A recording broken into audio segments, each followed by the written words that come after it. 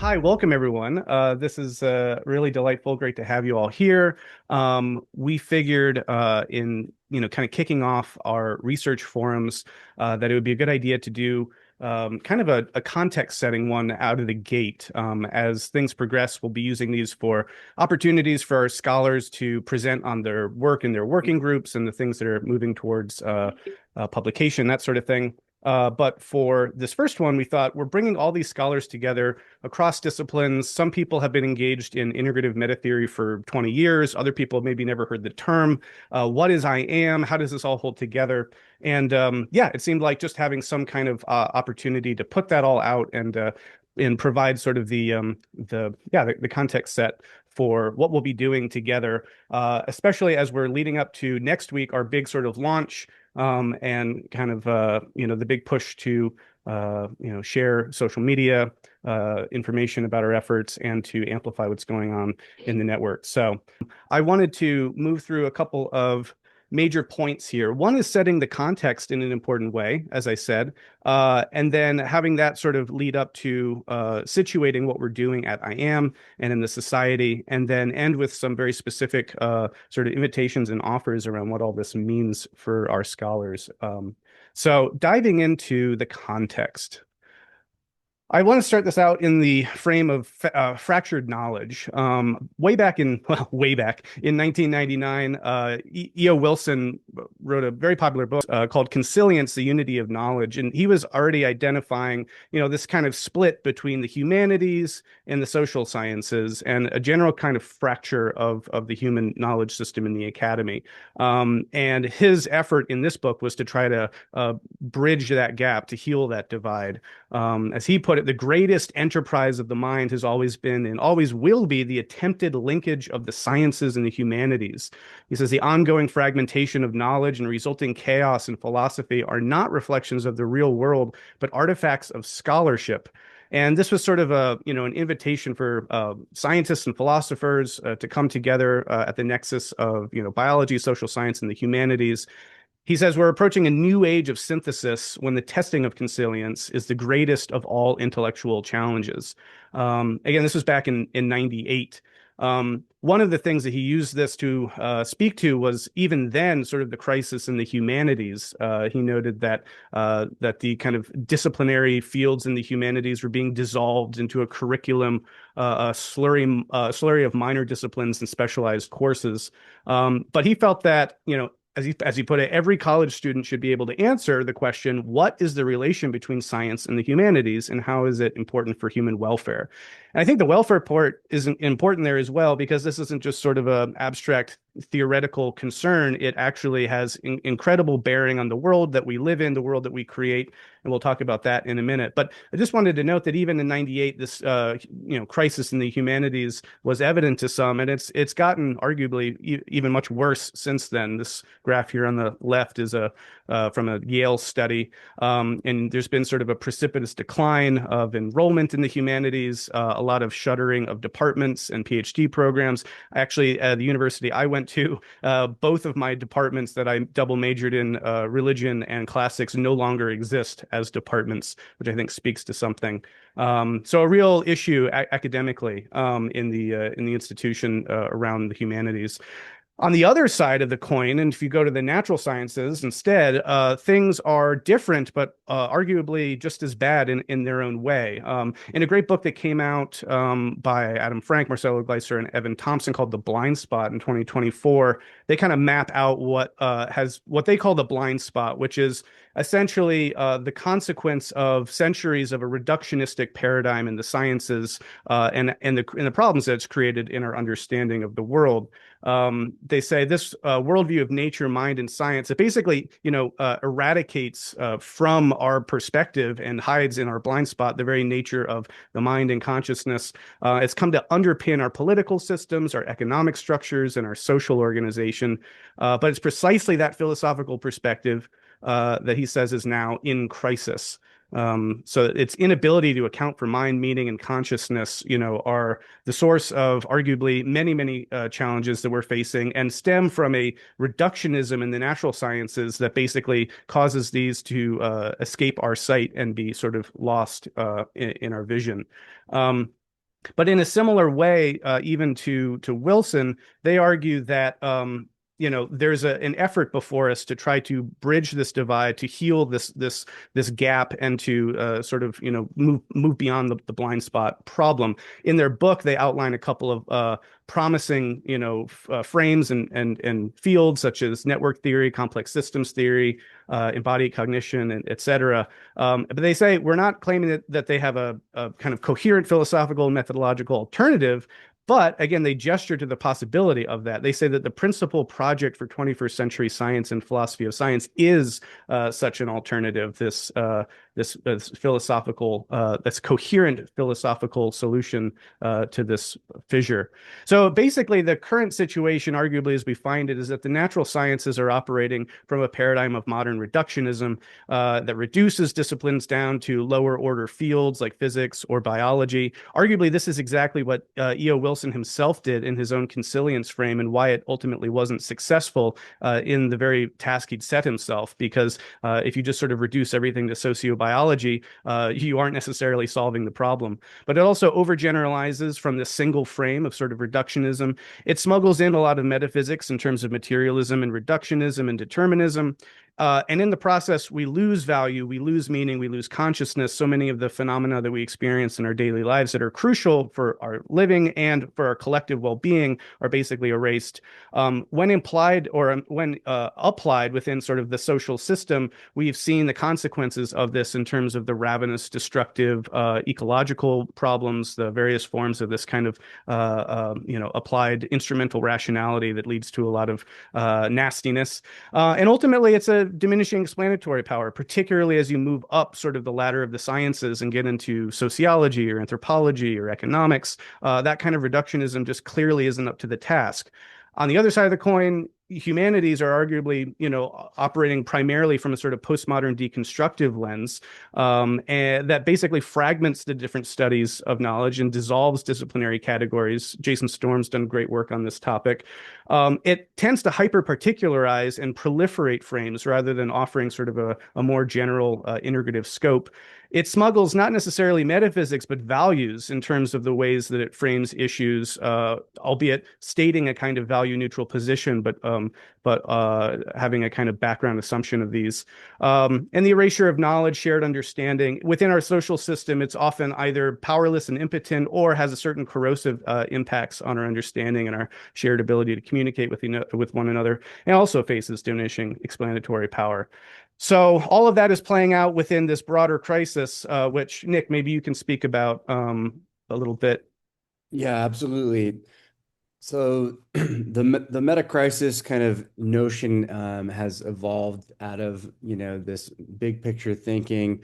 And obviously we're in a time that has been referred to as a time between worlds. On a very visceral level, people can feel that we're in a time of great upheaval, transition, transformation, a great unraveling, and all of these spheres of life seem to be changing very rapidly, whether we're talking about the ecological crisis, which is it's all by itself is extremely profound, and accelerating the technological crisis, the emerging technologies, exponential tech development, AI, the political economic crisis, and the rise of authoritarianism, et cetera, the ethical crisis, and the income and wealth inequality reaching kind of extreme levels, and the existential or psychospiritual crisis, or what John Vervaeke calls the meaning crisis, the real void of meaning and the symptomology of that in terms of mental health crisis. And we can even interpret certain things like that we tend to see in the US, like mass shootings, as symptomatic of this psycho-spiritual or existential crisis. And then a deep epistemic crisis, a crisis of polarization, post-truth culture, the kind of idea that we can come up with alternative facts and whatnot. And a lot of that epistemic crisis is connected to a lot of the dynamics that Brendan's been outlining here in terms of the crisis in academia. So the meta crisis is really, I define the meta crisis as the deep and complexly interrelated set of global crises, the ecological, technological, political, economic, ethical, existential, and epistemic, and their underlying network of overlapping root causes. So the meta crisis is really this um, behind the symptoms of the world situation that we can understand as the polycrisis, the events, the actual events of the polycrisis.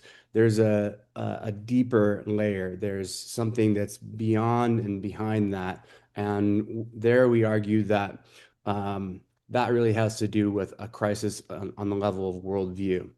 And we can systematically this isn't just, we argue that this isn't just a perspective, but you can systematically retroduce or make a transcendental argument that underneath these symptoms is a root cause on the level of worldview.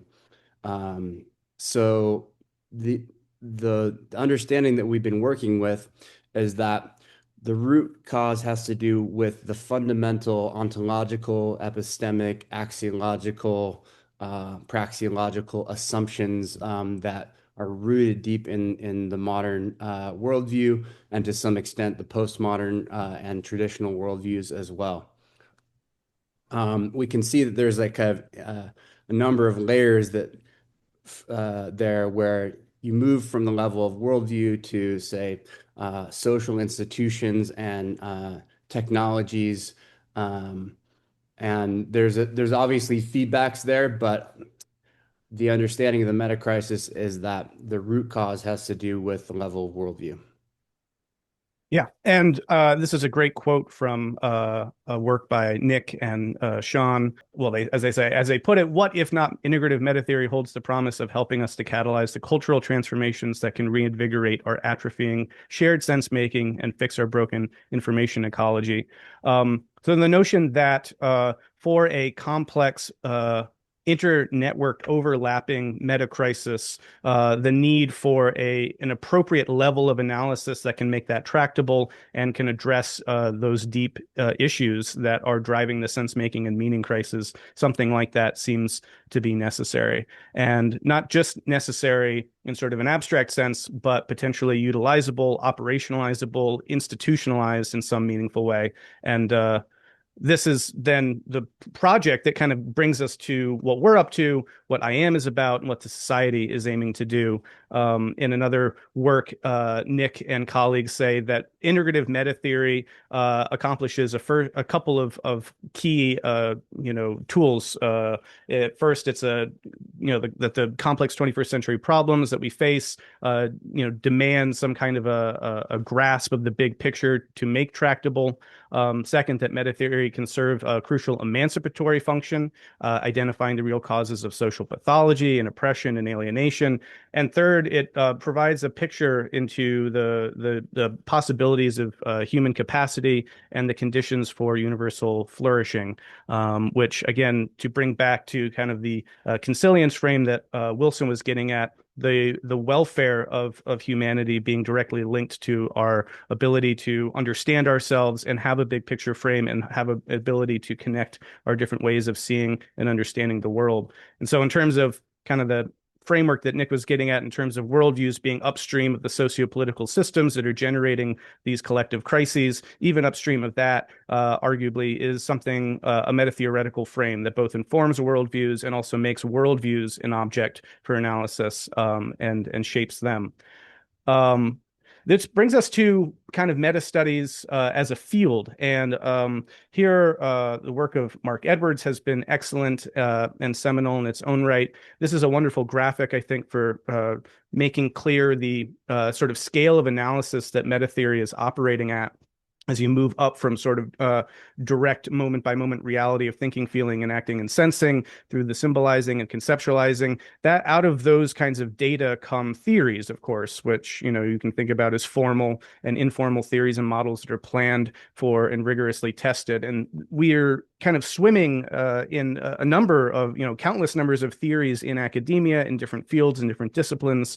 And many of them seemingly contradict one another or seem to be in tension in various ways, or at the very least just aren't systematically connected in any meaningful way that we can make sense of, or that people are presented with in sort of the common academic settings in which they're presented. So what meta-theoretical level work does is provide overarching frameworks that link, separate, or contextualize theories. And you can see that as that sort of penultimate arc there. Also, in the field of sort of meta studies and meta theorizing is a layer above that, which Mark here calls meta theorizing, or what has also been called arch theorization or arch disciplinarity, which is the comparing of meta theories, looking for arches that hold across different meta theories. But this is ultimately the task of meta theory in general, and meta studies as sort of a broad field. Sean Espear and Hargens just did a great course recently offering a sort of survey of some major meta-theoretical models. We see critical realism, integral theory, for example, unified theory of knowledge. A wonderful course, by the way. These are what meta theories are that are generated out of the data of theories in terms of being networked and related into a higher order frame. One point I want to make, and then I want to pass it off to Rob in a second to talk more about the society, is that some crucial frameworks are opened up in these particular models in their efforts to bring coherence to sort of the panoply of different theories and ways of understanding reality. And one of the core ones, and something that's very important for the work we do in the Institute, is drawing on big history and evolutionary frameworks as a key sort of contextualizing approach for the emergence of different kinds of knowledge, different kinds of facts in the world, and the different kinds of theories about reality that we experience. So a lot of the meta theories that we deal with and explore often tend to take this kind of a perspective by situating knowledge in an evolutionary context, recognizing the processual nature of that, which also allows them to appreciate both the continuities and the discontinuities of particular kinds of frames and fields. The recognition that was lacked in modern reductionism of emergence, that there are emergent levels of phenomena that are complex and complexifying, and that these are also always relational and contextual. There's a really powerful way that this lens opens up new ways of understanding the problem of the fractured state of our knowledge by being able to situate different levels of analysis within the evolutionary frame.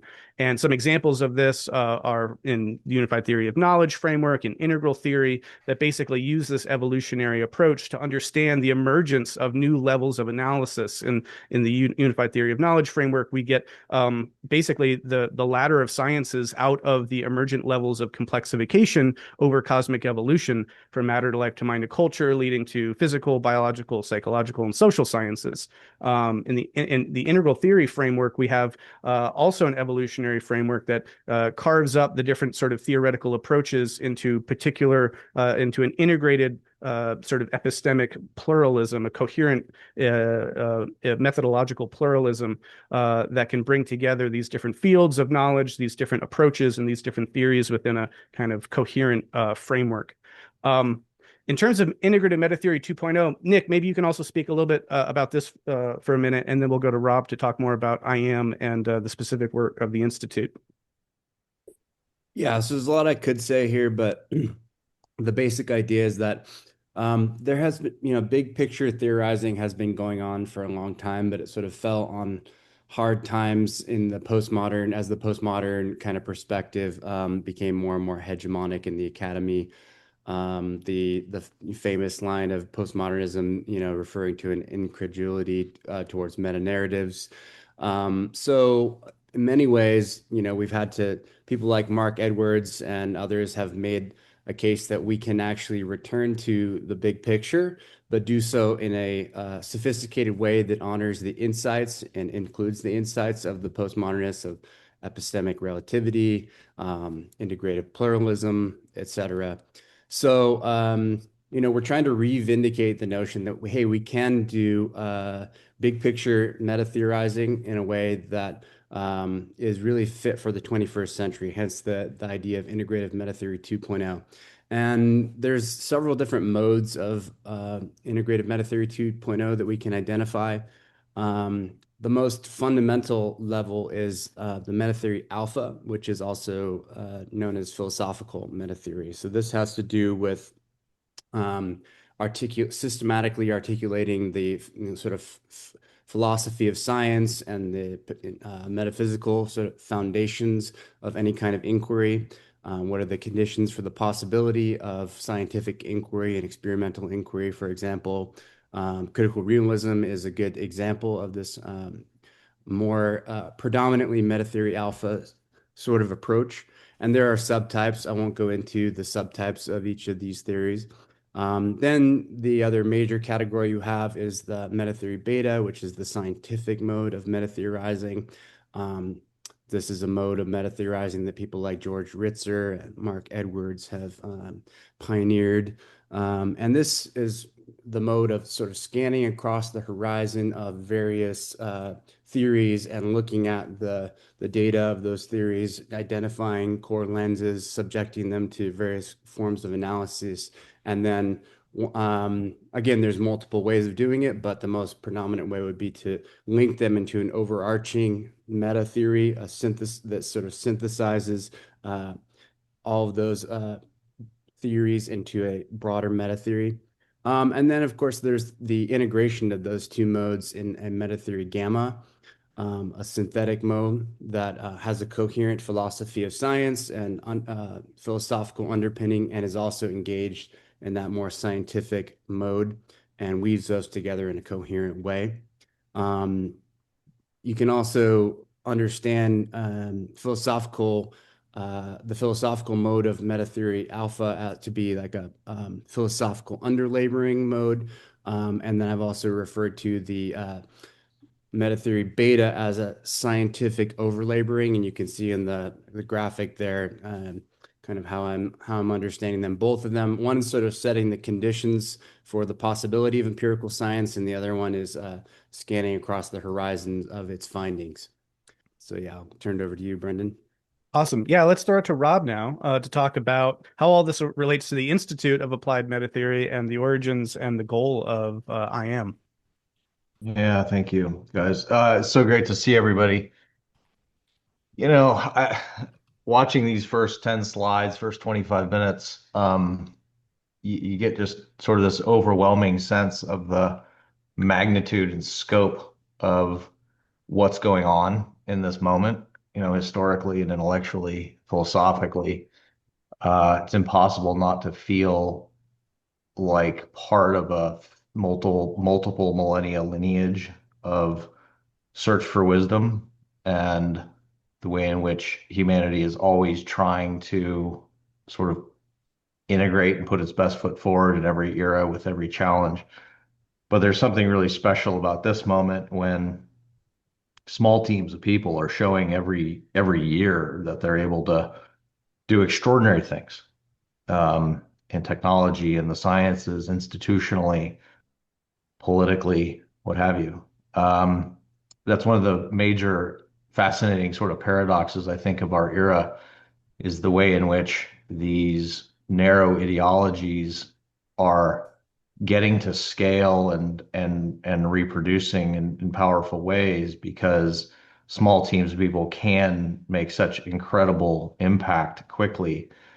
And I think that's the opportunity that we also have. If we take all of the slides we've seen so far seriously, how do we get this kind of vision and these kinds of ideas and this kind of commitment ethically and philosophically deep within ourselves and how we live?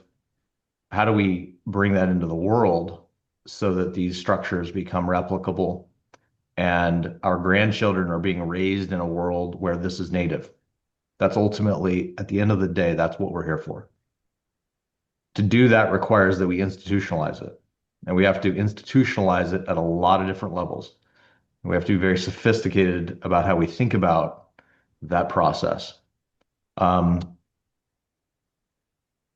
Institute of Applied Metatheory is a social action think tank, so it's very much a think tank, but it's focused on the notion of social action because it's not just about the idea generation, the research, the meta-theorizing. It's also about always thinking, how does this get applied in the world? Even if it's paper, even if it's a great academic paper. How does this great academic paper become a educational website so that its ideas actually become inactive? They become transformatively educational in a new way. Because we need to not only take the principles from a few slides back seriously, an evolutionary world, a processual universe, a universe that's fundamentally, is valuable in these other dimensions. We need to take those seriously, but we need to prefigure it in our praxis. We need to prefigure the world that's becoming that through the way we structure ourselves. That also requires that we keep an institution. We put an institution in place that's quite safe. It's quite safe and it's very resilient. It's immune, has a very, very big immune system to some of the forces that it might encounter, and is able to protect the folks inside of it. So a lot of what we do is kind of centered on that. But ultimately, the goal is to bring an integrative civilization into being. To do that, we want to research and apply these comprehensive maps. That's why you have all been invited into this container, into this society. The Greeks had their academy, the Age of Reason had its Royal Society. And clearly, there's a lot of other organizations around the world doing really fascinating things, but we wanted our own version of that. And so ultimately, what the work of the Institute is to do is to incubate and institutionalize knowledge, values, social practices, and innovations. And that's what we're on about. So to do that, as you might imagine, the strategy is not like one and done. You don't just put it on paper and then all of a sudden it's perfect and manifests. We're constantly learning about how to do what we're talking about, constantly and agilely adapting and iterating. We fail a lot. And in my world, as an entrepreneur, as a social entrepreneur, like that's good. The faster you're failing, the faster you're learning, and the more feedback you're getting, and the more you can find adaptive surfaces to the ecologies that you're interfacing with. So the 2026 strategy, as it exists today, which we think is better than the one we had last year, is that there's three layers to what we're up to. The first layer is to build out the kernel, if you want to think about it in terms of software. It's like this is the kernel, the philosophy kernel. This is a deep structure of what are relatively invariant epistemic findings and boundary conditions for thinking about the world from an integrative way. And you have all done extraordinary work to contribute to that notion, and we want to continue that work. That layer is going to provide coherence, legitimacy, and also tell us sort of places that we don't go, or boundary conditions. The second is we're going to build contextual middleware. How do we translate some of that work then into the third layer, which is applications? How do you actually enable people to apply it in the world in various ways? And each one has specific things that we will build and are building to do it. We have various projects underway in various pieces.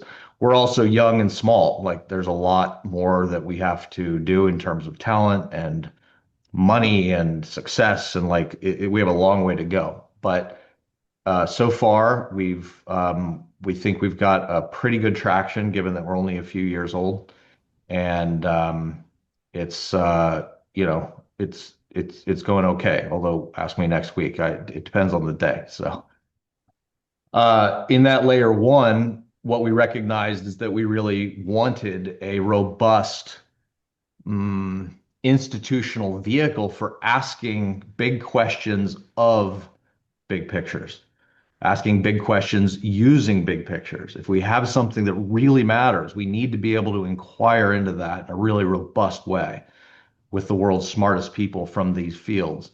And that's you. And that's why we needed an academic journal to do it. It's why we needed an integration society to do it. So we can ask questions of of contexts. We can ask questions of phenomena that are going on at a metasystematic level using metasystematic and later cognition.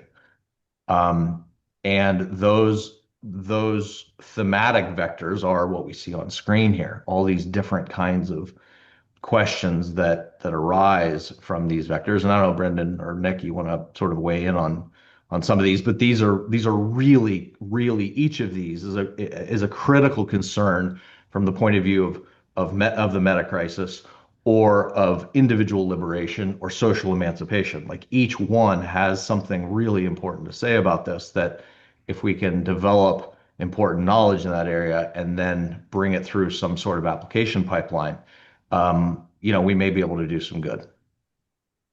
Yeah, the only thing I'd add is that, maybe at first seeing this list of 10 sort of thematic vectors and a journal called Integration, it's sort of a sense of, well, wait, what's the connective tissue here? What's sort of conceptually holding all these together? I hope a presentation like this and the continued work that we're going to be really starting to put out in a big way in 2026 will really answer that and make that clear. Hopefully, it's already a lot clearer in terms of what's already been presented, of how now these things all seem to create a constellation of related questions and sort of areas of focus that bring into focus the core aspects of big picture thinking. And so that's, I think, what these are trying to do. They're not necessarily set in stone, and we'll also probably be considering things that maybe lie slightly outside of these boundaries, but these are sort of a good overall orientation to the kinds of topics that we'd like to publish in the journal and the kinds of work we'd like to advance. And again,